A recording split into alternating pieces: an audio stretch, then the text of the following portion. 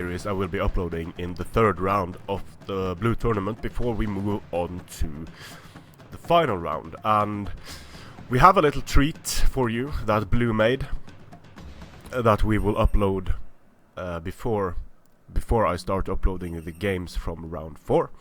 I thought it was really cool. I hope you do as well. Now, for this battle, we have Magma of the SITH clan commanding Tylus, and Diplomatt of the Wolf clan commanding Rome. So let's get straight to it. That's battle 3. So we'll start with Magma of the SITH clan commanding Boii, and Diplomatt of the Magma of the SITH clan. This is very early in the morning, so I haven't really gotten my bearings yet. It's SITH, Magma commanding Boii, and Diplomatt of the Wolf clan commanding Massilia. The Schlacht von Armavir. And I think I know what Diplomatt is going for here. Boii on Armavir with the beneficial attacker direction is a nightmare to face, but like I said in my map video, and like I've commented on many times before, the danger with deploying like this in the center and the forest is that it is possible to flank and suddenly find yourself downhill from your opponent, and then this isn't a great map at all. So let's see what Diplomatt does here. He has Massilian cavalry, Hippeus, 2 axe warriors, something else, center of hoplites, and Celtic warriors, axe warriors, Celtic warriors. So Magma has the standard Boii stuff: followers, heavy horse, oath sword. Looks like this might be a nightmare for Massilia. But just have a look at what Diplomatt is doing here. He is sort of telegraphing it, but let's see if Magma gets wise to what he's doing. He has a holding force of hoplites in the center of Massilian hoplites and Celtic slingers. These Massilian hoplites, they're not going to do great against the sword infantry of the Boii. They will die, but they're going to hold. His killing power lies in his flanking force of axe warriors, Hippeus. Massilian cavalry will do well against heavy horse if they're not directly charged by them. 40 melee attack and 15 bonus versus large is immense. It's easy to underestimate Massilian cavalry, but if they can join a cavalry engagement, they are extremely good. So Magma is confidently moving forward into the forest here. The forest is actually going to reduce the effectiveness of the Celtic slingers of Diplomatt, of course.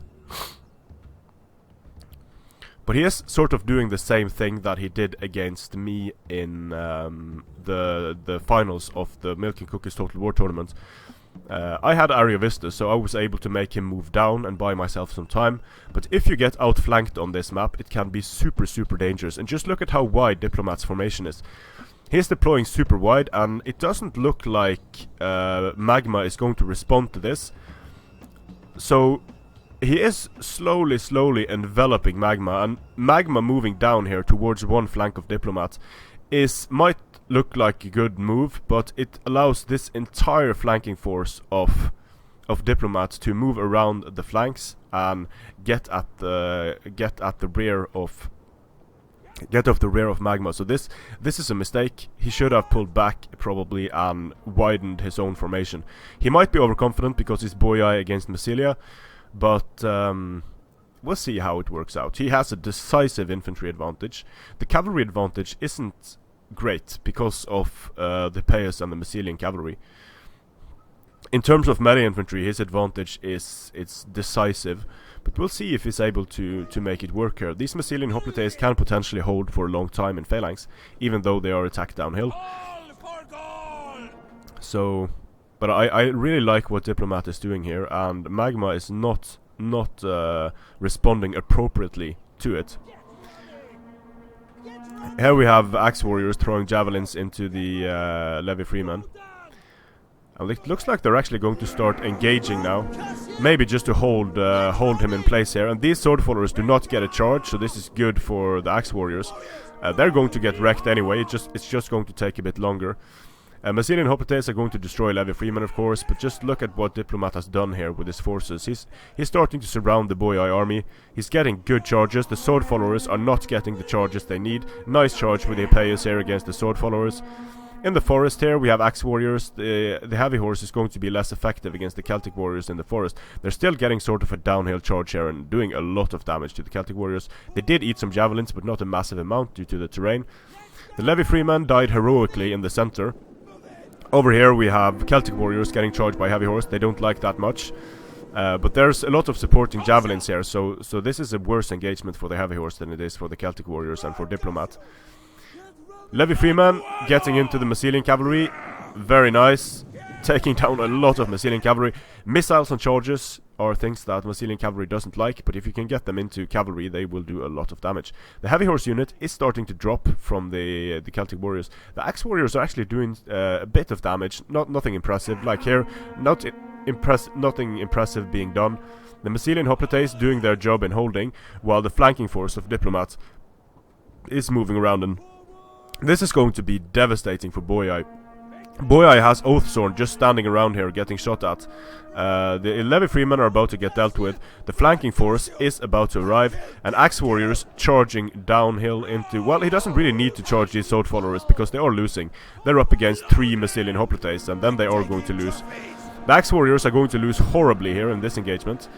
Losing a heavy horse there for Magma. So this axe warrior is dead. It's just disintegrating in seconds from getting charged by Oathsworn. In the forest here we have axe warriors and Celtics against sword followers. The sword followers are going to do well there. The Massilian Hoplites just holding very well against Oathsworn, buying Diplomatt important time. These sword followers are breaking. The Celtic warriors also breaking, but they have done damage to the sword followers. Here we have the Celtic warriors charging into Levi Freeman. They're going to take care of the Levi Freeman very convincingly. Massilian cavalry is starting to do some work here. The axe warriors and Celtics are losing in the forest against the sword followers. Nice charge here against the sword followers by the Epeius of Diplomatt. And if he can keep his cavalry alive and go for... Because there isn't a lot of Boii left on the field now. He still has his Massilian Hoplites. Very aggressive play by him. He's getting into the Celtic skirmishers with the Massilian cavalry. Epeius rushing in to finish off the engagements. And the once mighty Boii army just got outflanked and crushed, basically. So this is what a lot of people wanted me to do, essentially, with my Suebi army against Diplomatt's wide Carthaginian army. Rush into the center, get surrounded and destroyed against a superior melee force. I mean, Armavir is a great map, but it's easy to get overconfident here, and it's easy to underestimate how easy it is to outflank on this map if you just deploy in the center. So Boii getting defeated by Massilia is no small feat for Massilia, but it just shows that even Boii with the terrain advantage isn't auto-win if you don't use the terrain as well as you can. And here you have Oathsworn being destroyed by Massilian Hoplites. The Massilian Hoplites have done a lot of damage, and the reason why Massilian Hoplites can get so many kills is because they have of their 30 weapon damage, 8 of it is armor piercing. So if you use phalanx on them, then they're going to get a 5 bonus against infantry as well, and suddenly they become very capable troops. They're not great. They have a decent charge bonus, but in prolonged melee engagements they can actually do some damage. So they are sort of sub-elite Hoplites. They have all the weaknesses of Hoplites, but they are decent enough, especially when supported by Celtic warriors and axe warriors. And that's what I like about Massilia. They can do a lot of things. They are, in my opinion, they are stronger than most of the Hellenic factions because they can bring Celtic warriors, axe warriors, thorax swords, and the sub-elite Hoplites.